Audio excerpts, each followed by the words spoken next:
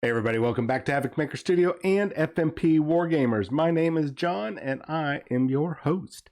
So, I have done a little bit of a disservice here.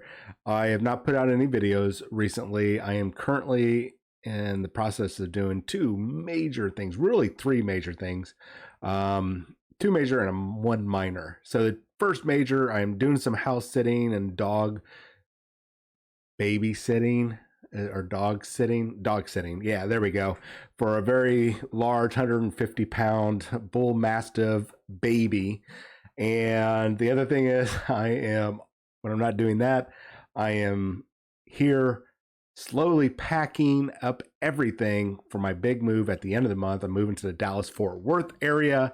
There will be about a 2 to 3 week, probably about 2 week, the last week of March and then the first week of April. I will probably put out no videos, which really sucks because I think I'm going to be missing doing recap videos for Adepticon, which is really going to suck. But oh well, what are you going to do?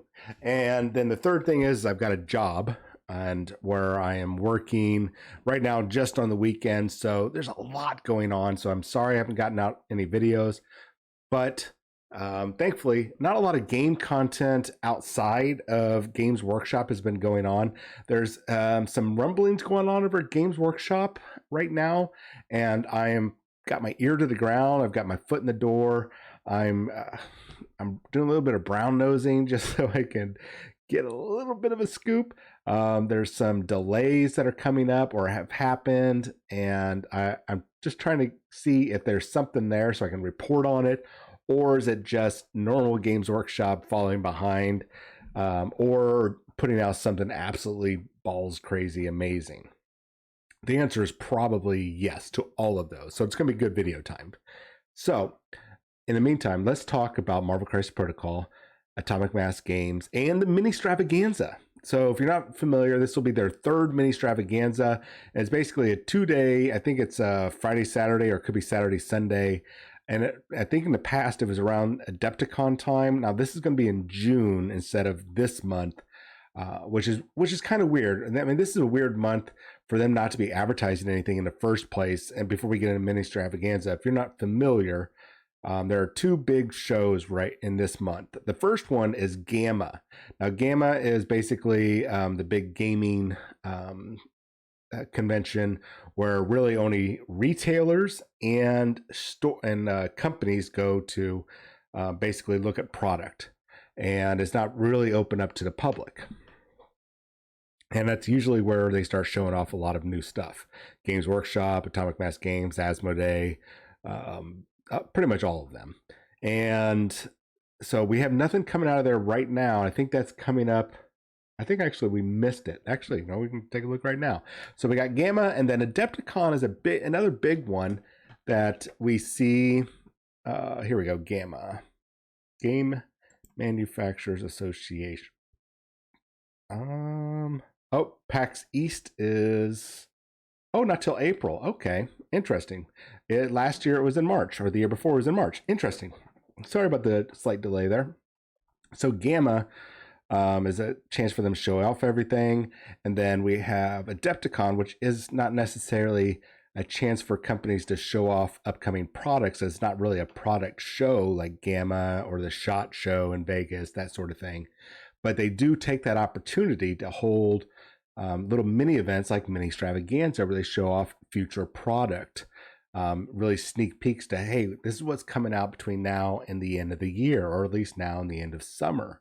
And so that's a really big time to do that. Now, Atomic Mass Games, who obviously is working with Marvel Crisis Protocol, Star Wars Legion, Star Wars Armada, Star Wars X-Wing, they've got a lot on their plate. It's still a little odd that we have not seen whispers of anything really coming out between now and June. Usually we have some kind of sneak peeks in upcoming product, and we're not seeing it like we normally would. It's not concerning like, oh my gosh, they're caving in. They are doing really good, but it's just maybe it's because we're spoiled. by how good they've been to us. And that's why it's a little alarming that we're not getting a sneak peek, even like, hey, here's a sneak peek of a wing for an X-wing fighter, or a boot for an upcoming character.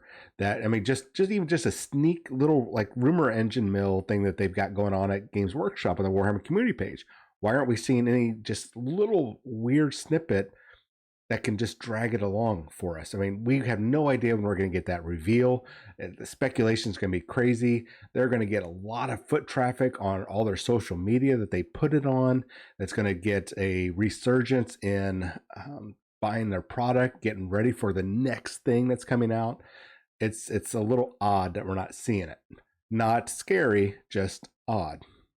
So, does this mean that we're now waiting for the Ministravaganza? It means we're not going to get anything between now, where we at March 10th, and that's probably going to be June 10th or the second week of June. So basically like 3 months that we're not going to see anything. That to me is a little alarming, a little concerning, and really, actually, I'm going to be honest. I'm going to be straight up honest with you guys. That's a little annoying. It really is a little annoying not having an idea what's coming down the line. But I'm in a position of privilege, living in a very free society, access to this sort of thing, and I love that I'm fortunate enough to be able to be upset by this. With a lot of things that are going on in the world right now, I'm very fortunate to be here, but that doesn't stop it from being annoying. We're all feeling it. I'm just putting words to it. I'll be the bad guy here. Now, let's get on to the other part of this video. Let's try to make this the second half, and I'm going to go through this quick-ishly. So, let me roll my shoulders here. Let me hydrate, because there's a bit of salt with this. Not salt as in angry salt, but salt as in rumors. Now, thankfully, the source that gave this information to me did tell me that this information is weak. It is weak sauce. So what this tells me is that either where they got it from, it was a speculatory or a wish listing, or it's, hey, here is our list of candidates for Marvel Crisis Protocol, and they saw that list and they're running with that information, which that makes more sense. Somebody might caught a what do you call it? A peek at the list of future projects or whatever it is, and that's where they got the information from. They could be wish listing other things. There could be other factors, but as always, I'm saying it's a rumor. All right. So what is the rumor? Well, the rumor has several points that I've done a little bit of research on to kind of not give it justification that it's happening, but that does make sense. So, Black Knight, Dane Whitman. If you're not familiar with the Black Knight, Dane Whitman, he is the latest. Actually, he's not the latest now. He's got his daughter, who is not the Black Knight, but she is following in his footsteps. They're like Black Knight and Squire running around in the comics, but he has had a huge resurgence in the past 2 years, I believe. Yeah, I think the past 2 years, since at least 2020, during the King in Black invasion and all that stuff going on. He's been a minor player throughout the comic book history. He's led the Avengers, led Ultra Force. He's actually left the Marvel Universe and came back. I can't remember the comic line that he was in, but he actually left and then came back to the Marvel Universe. The character wields the Ebony Blade, which is basically the cursed or evil, let's go with cursed version of Excalibur. It's been handed down the line of his family. He's got this magic pendant, I believe, that when he says the word Avalon, his armor comes out, his sword, all that stuff wraps around him, which I think when they show that in the MCU visually, that's going to be cool as hell. It's probably going to be somewhere along the lines of the first Thor movie and the Avengers movie, where you see Thor's armor start to the segmented. I think that was like very similar to scale mail armor was wrapping around his body and everything. I think it's going to happen along that lines, which is really cool. Now, we have seen him in the MCU. We have seen him in the Eternals and all 3 acts of the Eternals, and in the post credits where he was talking to Marshala Ali. Marshala Ali, I think that's his name. Which is a lot of people, from it looks like, were thinking, "Oh, that was Samuel Jackson." No, that was Marshall. I'm pretty sure that was Marshala Ali. He's going to be playing Blade in the future. All right, in the future MCU during Phase 5. Now, there are indications over at Screen Rant. They've done a number of speculatory, and they've usually pretty much on point when it comes to rumors that Kit Harington, who played the Black Knight, or Dane Whitman in the Eternals show, is going to be popping up in the Secret Invasion TV series on Disney Plus. So, with now him going to be coming to the forefront, and probably Cersei is going to be right there alongside him, because Black Knight and Cersei are kind of an item. Let's put that picture up there. They have been an item for a very long time. Boyfriend, girlfriend, lovers. They might even have been married at one point, I think.